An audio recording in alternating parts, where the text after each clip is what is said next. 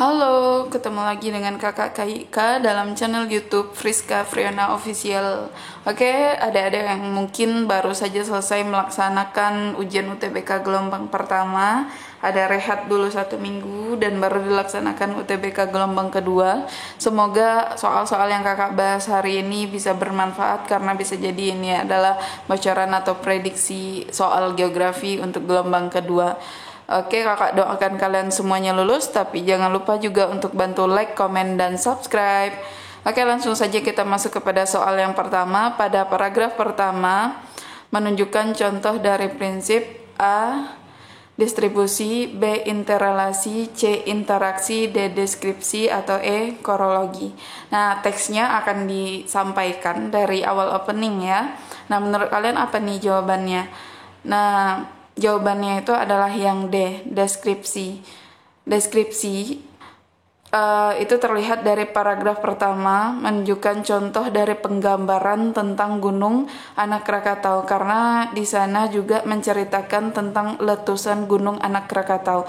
Ini kisi-kisinya tentang prinsip geografi. Nah, prinsip geografi itu ada 4 juga ya, ada korologi, ada interrelasi, dan ada distribusi. Distribusi itu penyaluran ya, misalnya ada penyaluran bantuan terhadap korban bencana banjir bandang di NTT sebanyak 200 ton rendang gitu. Korologi itu gabungan dari deskripsi, dari distribusi, dan interrelasi ya.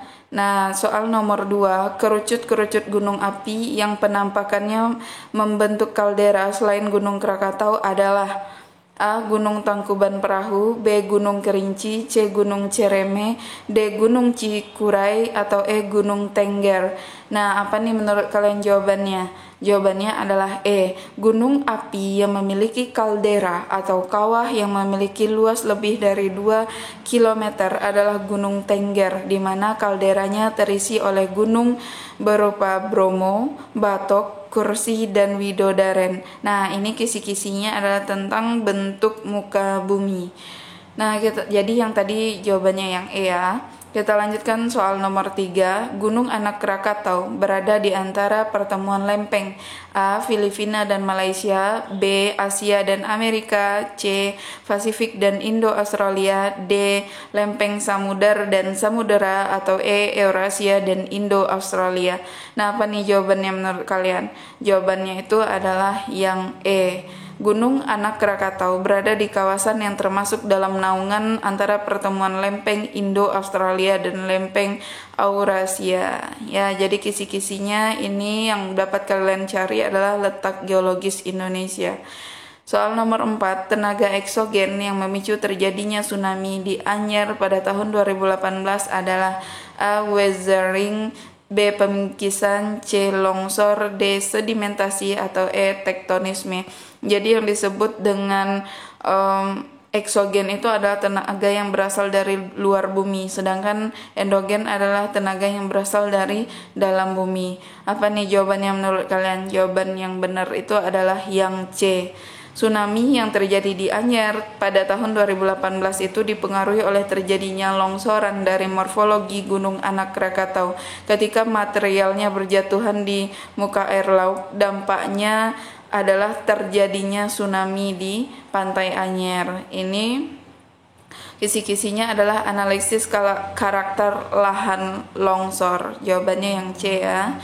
Soal nomor 5, konservasi yang ideal untuk mengantisipasi tsunami di kawasan terdekat dari lokasi Gunung Anak Krakatau adalah membangun rumah tahan gempa, B. menjaga dan merawat hutan mangrove, C. membuat tunggul dan daerah resapan air, D. membuat reservoir dan pembangkit listrik tenaga angin, atau E. mengoptimalkan perang tambak terhadap perekonomian masyarakat. Nah, apa nih jawabannya? Jawabannya yang benar adalah yang B. Menjaga dan merawat hutan mangrove merupakan kegiatan yang tepat dan ideal untuk mengantisipasi bencana tsunami. Kenapa? Karena mangrove sendiri memiliki akar yang sangat kuat dan biasanya juga sering ditanam di tepi pantai untuk menghambat atau untuk menjadi penghambat gelombang gitu ya. Jadi kalau memang itu banyak ditanam, tentunya arus air tsunami itu menghempas pertama kali ke pohon mangrove atau pohon bakau. Soal nomor 6, penempatan konservasi satwa di kawasan Gunung Merapi, Yogyakarta dianggap kurang tepat dikarenakan satwa akan terganggu oleh A. Suhu udara, B. Erupsi, C. Awan panas, D. Suara, atau E. Hujan abu vulkanik. Apa nih jawabannya menurut kalian? Nah, jawabannya yang tepat itu adalah C. Awan panas. Penempatan konservasi satwa di kawasan Gunung Merapi di Yogyakarta dianggap kurang tepat dikarenakan satwa akan terganggu oleh adanya awan panas. Karena Gunung Merapi Yogyakarta ini beberapa kali itu sempat aktif dan juga dikabarkan akan meletus. Tapi dulu sempat meletus ya sekitar berapa gitu, pokoknya kakak waktu itu masih SD atau SMP lah, sekitar 2006 ke atas lah. Soal nomor 7, potensi bencana yang terdapat pada bentuk morfologi berupa lereng terjal adalah. Morfologi itu adalah bentuk muka bumi ya. A. Abrasi, B. Erosi, C. Amblesan, D. Longsor, atau E. Rayapan tanah. Nah, jawaban yang tepat itu adalah yang D. Potensi bencana yang akan terjadi pada wilayah yang berlereng terjal yaitu terjadinya longsor ya, atau yang D. Baik, kita masuk kepada soal nomor 8 di sini. Faktor yang mempengaruhi terbentuknya densitas air laut adalah A. Suhu dan tekanan air laut, B. Tekanan dan kadar garam air laut, C. Suhu dan kadar garam air laut, D. Kadar garam dan topografi air laut, atau E. Topografi dan suhu udara di atas permukaan laut. Apa nih faktor yang mempengaruhi terbentuknya densitas air laut?